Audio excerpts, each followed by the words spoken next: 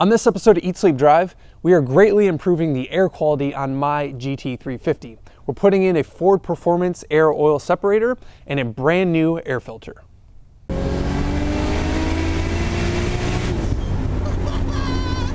What's going on, guys? Welcome to another episode of Eat Sleep Drive, and what I have in my hands here is a Ford Performance air oil separator and, of course, a air filter. Now, the air filter is pretty self-explanatory. Mine is simply dirty, and we'll talk more about that as to why, because this car doesn't have a ton of miles on it. But let's talk specifically about this Ford Performance air oil separator. What is an air oil separator? Well, there is gases in your crankcase that build up pressure-wise and from the factory are routed back into your intake. Now, what does that mean? That means that oil vapors are being routed back into your intake system. That's bad for a couple reasons. They do it from factory. It's all emissions based, like it's just for environmental reasons. But they sell this kind of thing to prevent that from going on. Now, why is it bad to have oil vapor in your intake track? Well, it can lead to detonation because it's lessening the quality of your fuel mixture.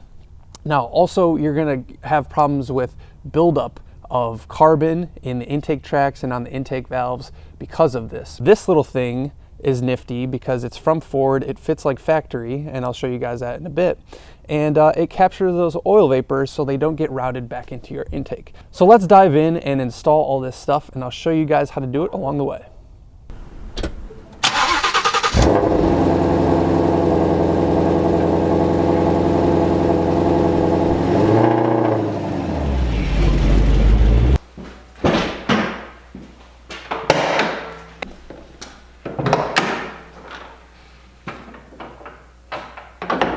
All right, now a few quick notes before we get started. Where to purchase this stuff. I'm putting links in the description below because I kind of scoured the internet looking for the best prices and stuff like that. This filter was a great example of, I saw all different kind of prices from all different kind of places for a simple air filter for this car. Now, this is a genuine Wix filter that I bought from Rock Auto, and it ended up being way cheaper than most other places I could find. So I'll put the link to that below. Now, I ended up buying the Ford Performance air oil separator from Amazon, and some of you that are already familiar with this kind of thing know that there is one offered for the driver's side and passenger side. Now, I only bought the passenger side one, and the reason for that is everything that I've read is that the passenger side is really the only side that collects any oil. People on the forums that have installed both say that every time they check the driver's side, there's nothing in it, and then the passenger side has a decent amount of oil in it, or at least is collecting some oil. So I'm saving the $175 and just doing the passenger side. Now, why is that? Why would one side collect more than the other? Well, I was talking to Corbin Johnson of Johnson Tuning when he tuned my car on E85, and I'll put a link for that video up here. But basically, we believe that it is due to the source, the vacuum source for each. So if you look, the vacuum source for the passenger side air oil separator is the intake manifold.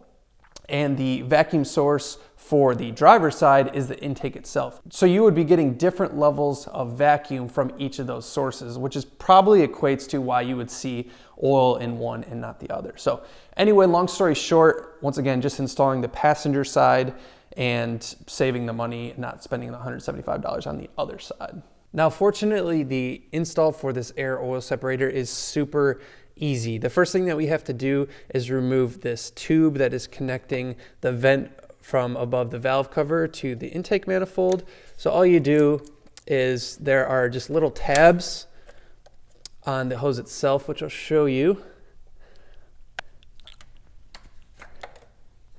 So all you have to do is push on these little tabs and they will come right off.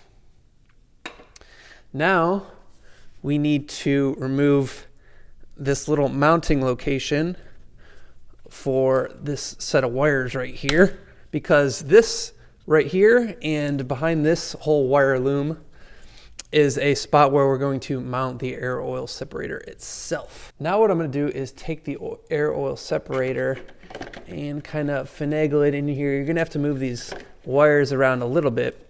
But you can see there's fortunately already 2 mounting places right on the valve cover, this plastic valve cover, which you could see line up with the air oil separator. So I'm just going to line those up. And then Ford supplies 2 little push pins lined up with the holes. Put the 1 push pin in. And then I'll take the other one, make sure it's lined up with the hole. Slide that push pin in. Now it's locked in place. I could push these push pins down and officially secure them down. So this thing is now solidly mounted in here and is not going anywhere. All we have to do now is connect our brand new vent hoses that came with the kit, and these simply just slide on and lock into place. Boom, there's one. The first hose on, we can move on to the second hose. Once again, you just push these on until you hear them click. And this one takes a little more finagling because it's a shorter hose to get lined up, but you can eventually line it up. What I had to do in order to get this hose on was really scrunch up this accordion part, and then that way get it on, because the angle otherwise wasn't really working out for me.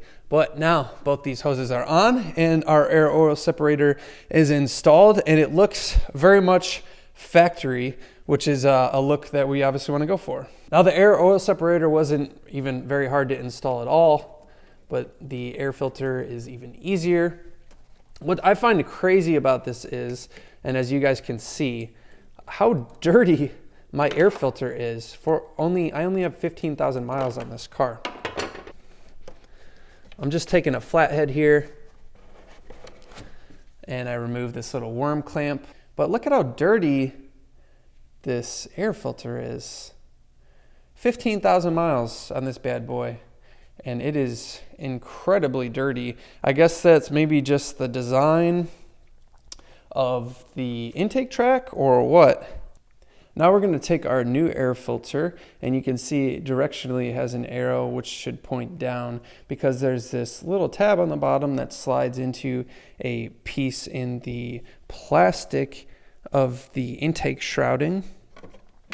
And you just kind of force this thing down in here, trying to line up that down arrow. One thing I like to do is stick my hand down here and feel all the way around and make sure that the silicone part of the air filter is around the plastic intake tube so we're not pinching it anywhere. That feels good. And now we can cinch it down with the old flathead, and our air filter is complete. Well guys, that's basically it. A very easy install on both fronts, but check out how dirty this air filter is. That is borderline pretty embarrassing. I've only had this car for like 2,000 miles and it has 15,000 miles on it total. Obviously original air filter, but it's crazy how quickly they get dirty. There's an air intake right here that goes directly to the air box and it just accumulates dirt apparently. So check yours, make sure it's clean and not robbing you of any power. I'm gonna be checking my air oil separator every 500 miles or so. You basically just remove it the same way we put it in and dump out all the oil that's in there. I'll be measuring it and trying to log it in the comments below to let you guys know how much oil it is actually capturing, but it will be preventing oil from entering the intake, which is a very good thing on these engines that are so high performance. But if you want to follow me in between episodes, guys, you can check me out on Instagram at Eat Sleep Drive TV. I make a video like this every Friday morning, so if you enjoyed it, you can subscribe and look forward to more of those. But as always, I appreciate you guys watching, and I'll see you on the next episode of Eat Sleep Drive. I should be going this way, right? For what? The baseball fields? Oh, I know where I want to go. This will take us up to... Let's test these tires out.